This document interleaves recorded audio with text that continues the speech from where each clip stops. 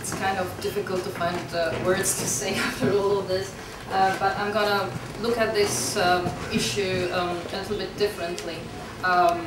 In your presentation, you've successfully showed the contradiction and the division among the Egyptians and on all levels, etc. But although this might be a little bit different from our topic, but I would like to claim that this division also exists not only among the living, but also among the dead. So in the new cemeteries, this may be a topic that you would like to investigate in the future. It's kind of sad to see the amount of resources and money spent on these settlements, new settlements. If only a fraction of this amount was spent on Cairo, on Greater Cairo, I'm sure today it would have been totally different. As well, these divisions and contradictions, they have extreme effects on the culture, the feeling of belonging to Egypt. It creates hatred and it's a good environment for fundamentalism, and people start to hate each other, basically. So the question now is, what can we do about it? Because this is a serious problem, and so far we don't know how the new government is going to tackle this issue. Either way, whether they're going to continue with it, we're going to face a problem. Whether they're going to stop it, it's going to be another problem. So I think the government's going to have a huge burden tackling this issue. Basically, what I got, the message I got from this publication, which is basically we all know about it, but it wasn't really stressed enough on an international level, maybe on a local level, that these developments, just forgot what I wanted to say. It showed that there's a lack of vision, there's a lack of strategy. They don't really know what they need to do.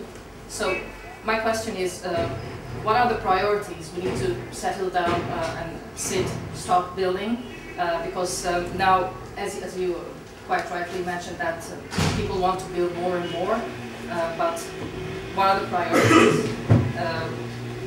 We need all to work on a certain umbrella in order not to lose track of what we want to do and follow the same steps as the previous governments. So the question is, what are the priorities? What is our strategy? How are we tackling these problems? If we want really to go further with the developments and make a better Egypt. I think that's all I wanted to say. Thank you very much. Thank you, Wafaa. I guess we'll open up now. I just wanted to say very quickly, in response to some of the points, that really interesting points that all of you guys have brought up. A lot of people have mentioned kind of what's the future for the satellite cities, what's the future for these desert towns. One of the interesting things that's been going on for the past couple of years, not just post-Mubarak's fall, is the legal battle against the land sales. The campaigning lawyer Hamdi al-Fakhrani used to be pushing a number of these cases through court. I'm sure you all know there's been a lot of rulings against certain companies, the most famous being Medina Tea, but also Palm Hills. A lot of those legal questions have caused foreign investors to take fright. And again, as we've been talking about, what are these satellite cities about? What are these desert towns for? If they're not about this kind of Sadat, Nasser era, at least in rhetoric, kind of reclamation of the desert for Egypt, but they're much more about speculative private profit and a neoliberal economic framework, then the question is, are they even succeeding on that front for the investors? And the answer at the moment seems to be no, even though there are millions and millions, hundreds of millions of dollars being poured into these developments. First of all, they're facing these legal problems. This month, the new Egyptian government, or the current Egyptian government, has settled with Al Futtaim and Damak, who are two of the biggest international companies, both from the Gulf. those companies are now going to pay a certain amount more than they originally paid for the land to make up for the fact that they were sold it at bargain basement rates before. The settlements with local companies are taking a lot longer to come through because it's enmeshed in the web of corruption of the Mubarak regime, which is still being unpicked and is very much still alive as well. So we're waiting to see what the legal outcome is, but in the long run, when you look at these spaces and when you drive through them and when you stare at this disorientating kind of web of construction and desolate space between them around you, you have to wonder, where is the demand for this? Almost all of this development, although there are workers' compounds and the initial government aim was for factories to go out into these deserts and other workers' compounds to be built around them, and you'd see this population transfer away from the Nile Valley. Almost all of these developments are exclusively aimed either at the very upper crust or the upper end of the middle class. There is a serious question as to whether the demand is there for this level of accommodation.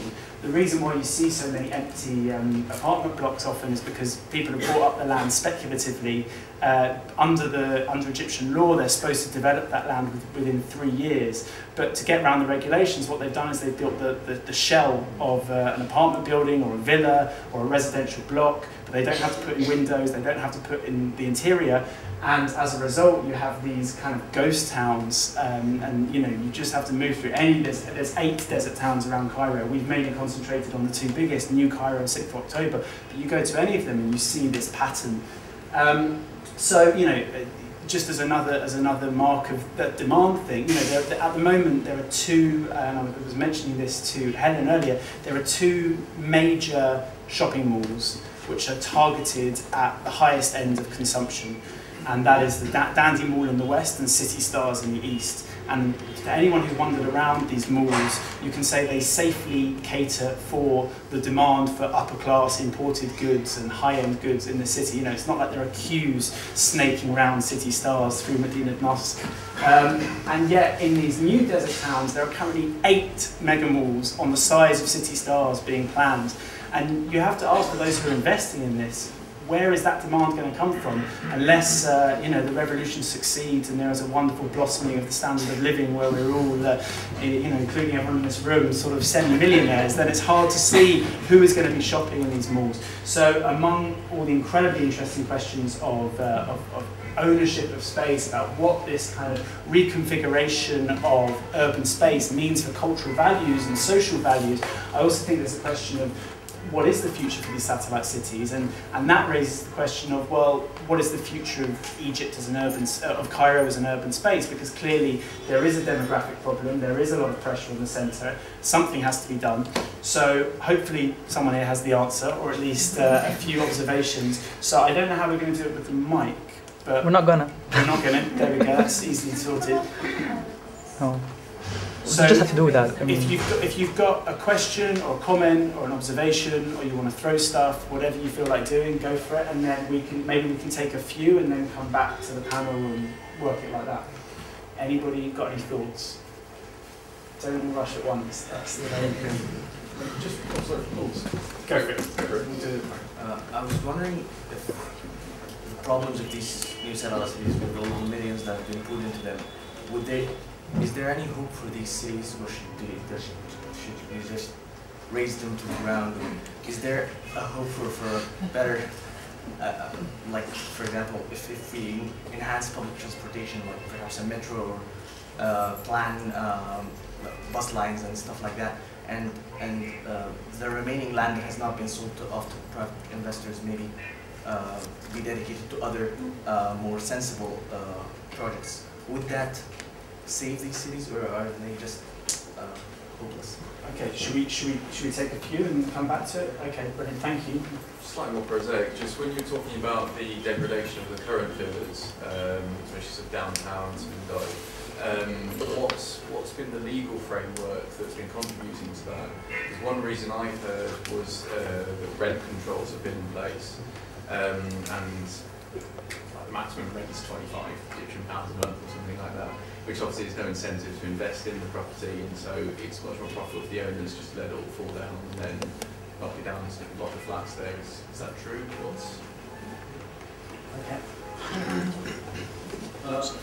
I wondered if any of the panelists had any reflections or comments on some of the public space in town that's been sold to offshore companies like Ahmed Effendi, etc., some of the big department stores that have actually closed as a result of, I don't know, lack of demand or the owners going bankrupt, but I wondered what the panelists thought about those within relation to what you were talking about of geography as a kind of political space, urban geography as a political space, as an economic space, and how actually it seems to me quite similar in a way that this looks like a failure, probably will be, of the kind of neoliberal dream, and in fact, why look outside the city when it's happening in the city at the moment? Yeah, I mean, I think what we've been observing is not the fact that we have a neoliberal space and informal space that are acting outside government control. In fact, I think this is very much the result of the disintegration of government and dysfunctionality of government. So essentially we've got old municipalities that are so corrupt that essentially the government created a whole new entity that is dependent on the central government and kept all the money from these new projects into that entity, so that it doesn't, it's not able to fund or finance the needs of the old municipalities that are left to decay. And basically, you have two sorts of corruption going on. You've got grand corruption, which is the people close to the regime acquiring the land at very cheap prices and making huge gains on them. And this is the crony capitalism, and that was developed under the Mubarak regime.